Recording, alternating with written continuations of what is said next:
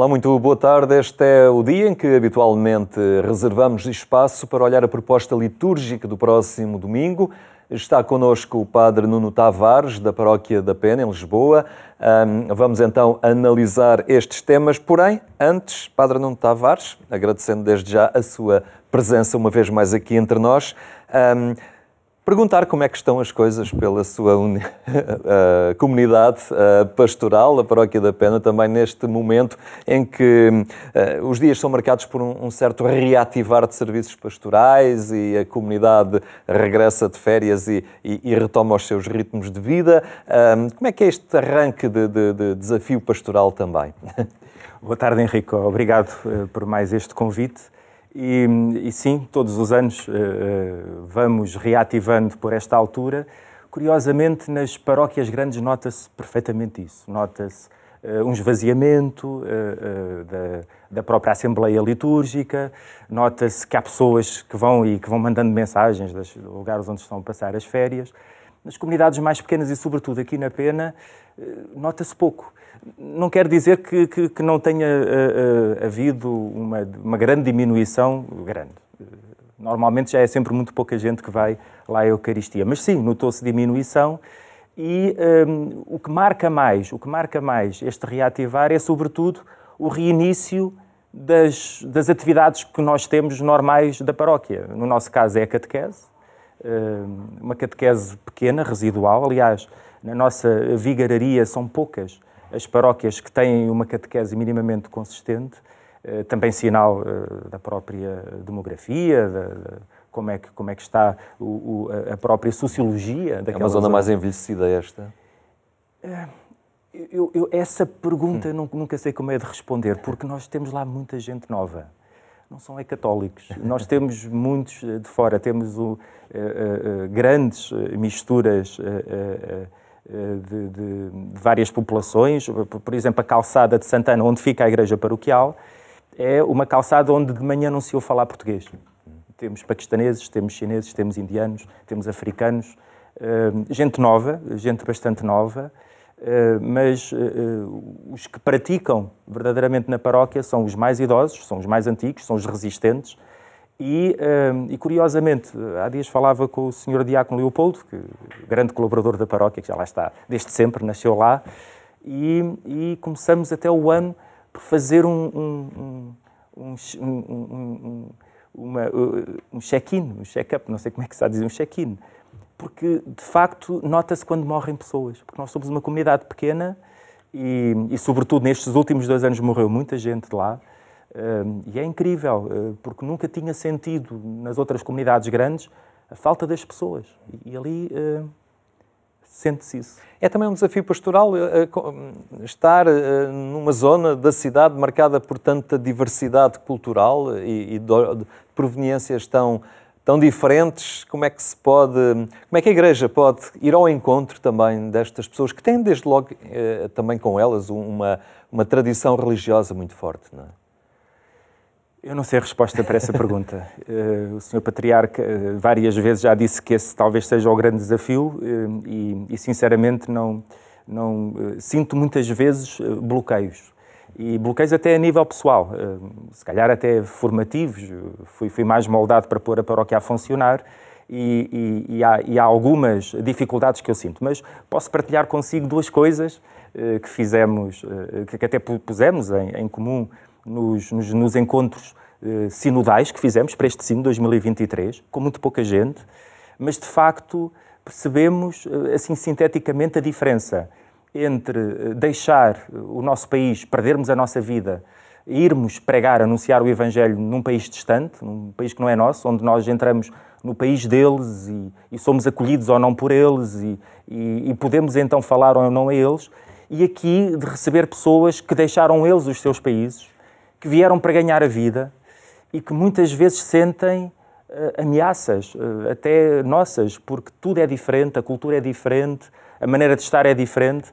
E então o que é que eu noto? Noto que eles, sim, são muito simpáticos. Eu sou muito amigo de alguns.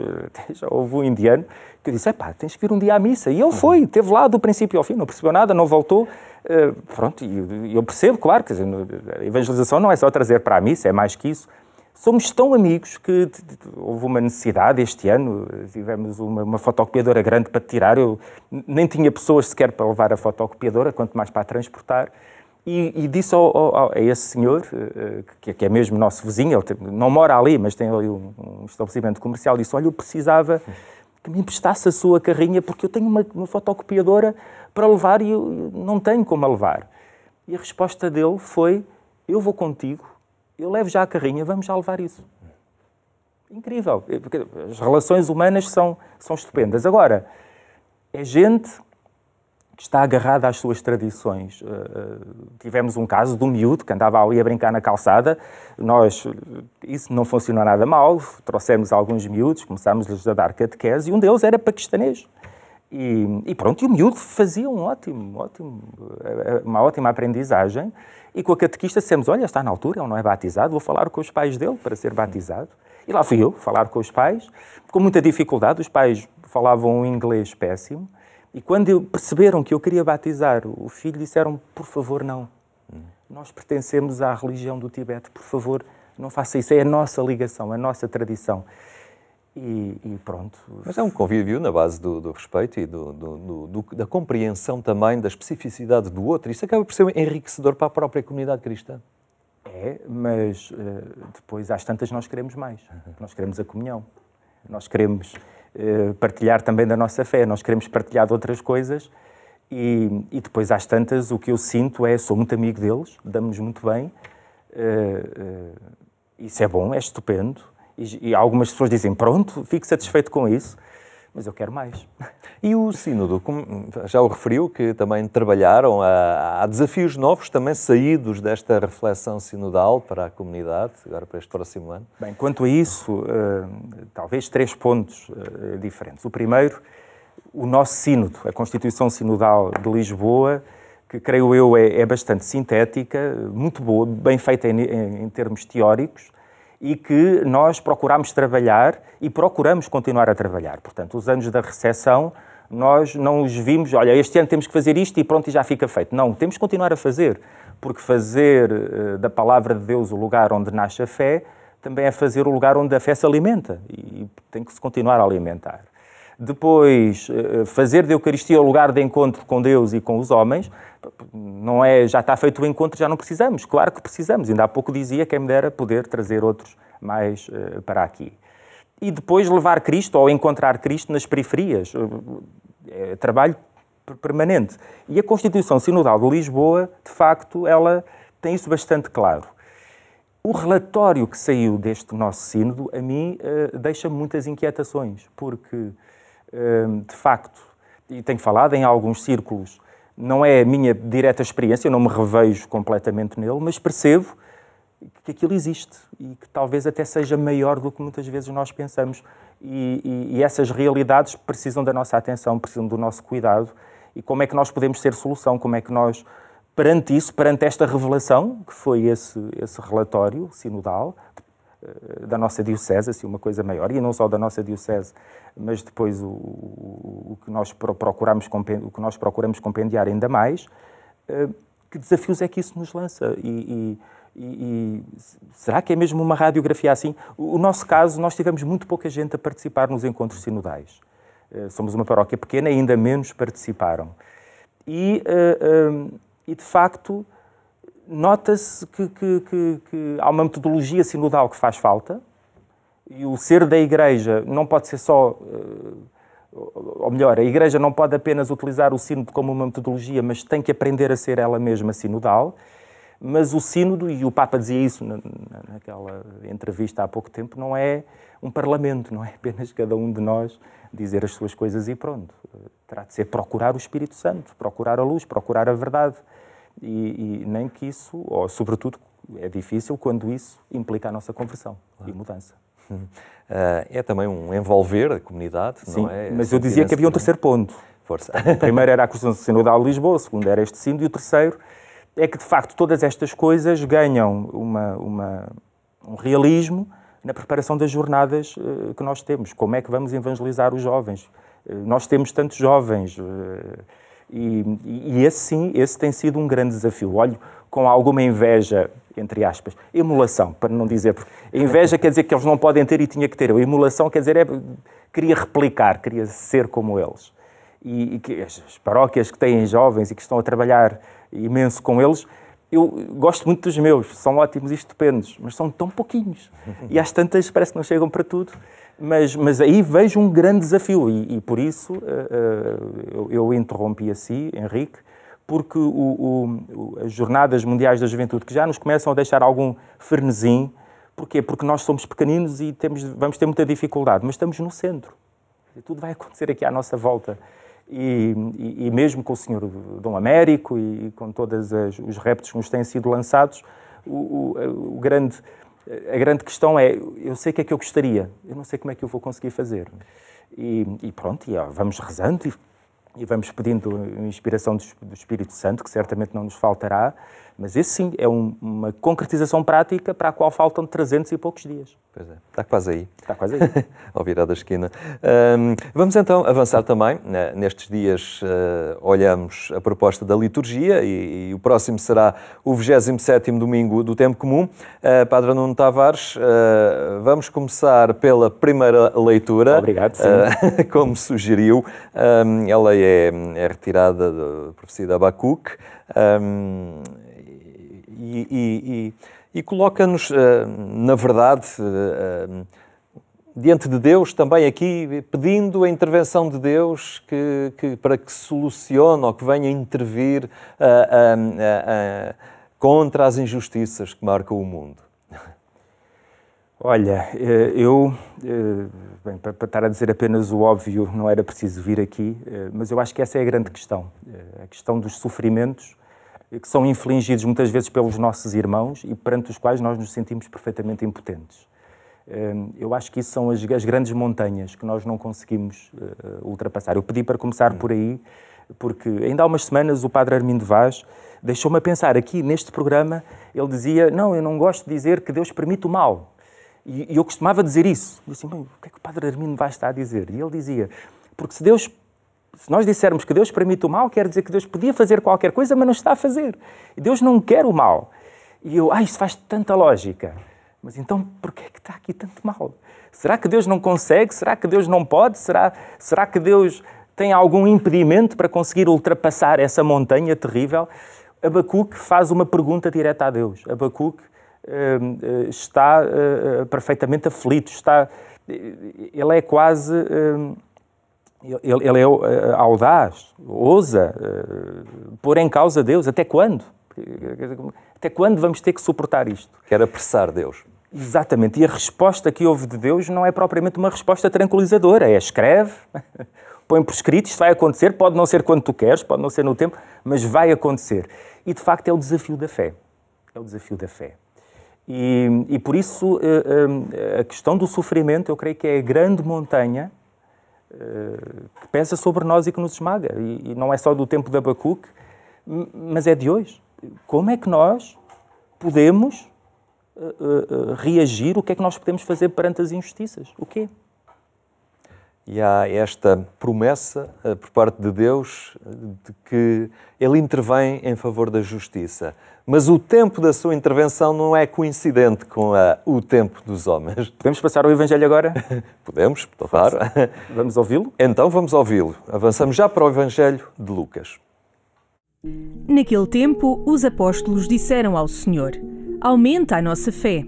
O Senhor respondeu: se tivesseis fé como um grão de mostarda, dirias a esta amoreira: arranca-te daí e vai plantar-te no mar, e ela obedecer-vos-ia. Quem de vós, tendo um servo a lavrar ou a guardar gado, lhe dirá quando ele voltar do campo: vem depressa sentar-te à mesa? Não lhe dirá antes: prepara-me o jantar e cinge-te para me servires até que eu tenha comido e bebido. Depois comerás e beberás tu. Terá de agradecer ao servo por lhe ter feito o que mandou? Assim também vós, quando tiverdes feito tudo o que vos foi ordenado, dizei: somos inúteis servos, fizemos o que devíamos fazer. Este Evangelho, de alguma forma, também a convidar os discípulos a a aderir a uma proposta de vida, que às vezes requer algum radicalismo, algumas escolhas difíceis de fazer. Eu diria mais, este Evangelho vem já no colorário de uma série de parábolas de Jesus e de ensinamentos de Jesus em que os discípulos perceberam a exigência. E por isso, aqui no versículo 5, eles dizem, aumenta-nos, esta tradução da conferência diz que pode ser desperta-nos a fé. Portanto, a nossa fé está adormecida, nós, perante isso, ficamos bloqueados, exatamente é o ponto em que ficamos da primeira leitura, e por isso desperta-nos a fé. E a resposta de Jesus é: se tivesseis fé, parece que o tamanho que está aqui acrescentado, que é qualquer coisa assim, se tivesseis fé de um grão de mostarda, ou então, literalmente, se tendes fé. Se tendes fé, não é uma questão condicional, mas é uma questão presente. E eu aqui ia buscar um acontecimento, também de São Lucas, quando entra Jesus em Jericó, e está lá um homem que é ele mesmo uma montanha de problemas para todos os outros. É um grande pecador, é Zaqueu, chefe de publicanos. E o que é que Jesus faz? O que Jesus faz parece um grão de mostarda. Ele só diz àquele homem: eu quero ficar em tua casa. Depois nós não sabemos o que é que Jesus diz quando está à mesa, não sabemos como é que corre o jantar, nós não sabemos nada. Sabemos que tudo desbloqueou-se porque Jesus disse simplesmente: eu quero ficar em tua casa. Se formos às outras passagens do Evangelho, aquela viúva pobre, ela de um momento para o outro deu tudo o que tinha. Parece uma coisa tão pequenina, porque ainda por cima era uma moeda, era um esmoleiro, uma moeda tão pequenina, que Jesus até disse: olha, ela deu mais que todos os outros. Aquele centurião romano diz: eu não sou digno que entres em minha casa, mas diz uma palavra e o meu servo ficará curado. Num momento, num repente, ele faz isso, que é uma coisa tão pequenina, e Jesus diz: não encontrei tão grande fé. E aquela viúva, aquela mulher que pedia a Jesus para curar a Sirofenícia, para curar a sua filha, dizia: só umas migalhinhas. Quer dizer, num instante em que ela se calhar devia ser calado e devia ter dito: pronto, tens razão, mas quem sou eu? Nem sequer faço parte do povo, estou para aqui a pedir uma coisa que não devia. E de uma maneira que se calhar eles nem sequer dão conta, os próprios, manifestam uma fé incrível. A fé, de facto, é muitas vezes pequenina. Quer dizer, não é a fé, não é entrar com as metralhadoras todas para sitiarmos estes que têm os bens todos e tentarmos oprimi-los ou vencê-los com uma força maior, não é pela violência, mas de facto pode ser assim uma coisa tão pequenina. Pequenas atitudes que às vezes desconcertam também. Pois, e surpreendem. E que nos surpreendem e de facto pensemos nós, como é que nós reagimos perante essas pessoas que tantas vezes nós dizemos que são injustas? O que é que nós lhes fazemos? Ficamos a morder por trás, como se costuma dizer, a falarmos mal uns dos outros, ou à frente, porque eles são poderosos, fazemos reverências e dizemos: pois, o que é que nós fazemos? Quer dizer, como é que nós reagimos? É a abrangência deste quer ficar em tua casa, não é? Isto significa muito, sim, não é? Sim. Não é simplesmente uma dimensão física do local onde se está. Sim, e depois esta parábola de Jesus, que é uma parábola, eu não consigo ter uma explicação para ela, mas é uma parábola em que Jesus quase que vem, se quisermos ainda pegar nestes exemplos todos que eu disse, vem dizer: eles apenas fizeram o que deviam ter feito. Foram coisas pequeninas, coisas simples, e que tiveram as suas reações. E o que é que hão de esperar por isso? Serem louvados? Esta questão dos méritos é terrível, porque ela entra para nós. Eu creio que nós temos uma contabilidade muito desorganizada. Eu falo por mim. Eu agora generalizei, mas falo por mim. Eu acho que eu olho para mim e penso assim: tenho muitas coisas boas, tenho muitas coisas más. Eu penso assim: se isto for mesmo assim à lupa e à conta do crédito e do débito, eu fico para um lado ou fico para o outro. Eu não faço ideia. O que me diz esta parábola descansa-me a dizer: olha que a ti é-te pedido que faças. E perceber que há uma inutilidade naquilo que tu fazes. E que és um servo. Há bocadinho estávamos a falar, não se calhar um servo inútil, mas um inútil que és um servo. Inútil porque aquilo que tu fazes não é isso que te vai salvar. A salvação não vem daí. A salvação, ela entrou na casa de Zaqueu com Jesus. E os frutos da salvação foi o que ele fez a seguir. E Jesus até disse: hoje entrou a salvação nesta casa. E ele ainda não tinha feito nada, só disse o que ia fazer. Porque a salvação é Jesus.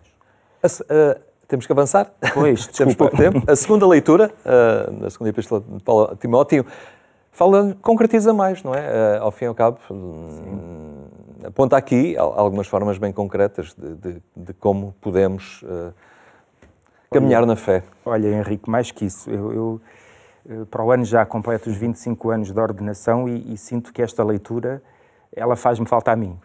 Parece que é escrita para mim. Não sou eu que a escrevo, mas é escrita para mim, para, de facto, reanimar o dom da fé, para perseverar na fé e sobretudo, talvez não tenha sido escrita por São Paulo, há dias lia sobre isso, porque São Paulo está mais na altura do evangelizar do que propriamente no ter que resguardar as doutrinas das heresias, que mais tarde vieram a aparecer, já no princípio do século II, mas de facto é uma leitura, e até o vocabulário parece que é ligeiramente diferente do de Paulo, mas é uma leitura que entra, e muito bem, e tem todo o sentido, porque é uma leitura para todos os tempos da nossa vida. Nós precisamos de nos manter fiéis, o que não quer dizer imóveis, o que não quer dizer estagnados. De facto, nós desde que nascemos, nós não somos sempre iguais, nós vamos nos desenvolvendo e precisamos nos desenvolver. Se não nos desenvolvermos é péssimo.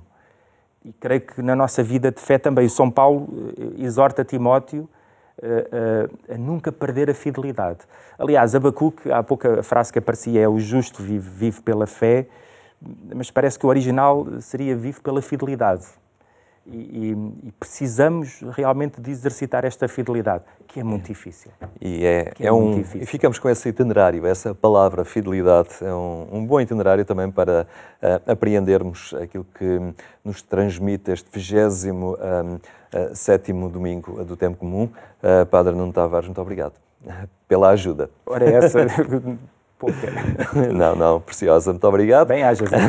A terminar, lembro ainda que amanhã, pouco depois das 6 da manhã, pode acompanhar a edição à rádio do programa Eclésia na Antena 1. Nós ficamos por aqui, desejo uma ótima tarde, tenha também um bom fim de semana.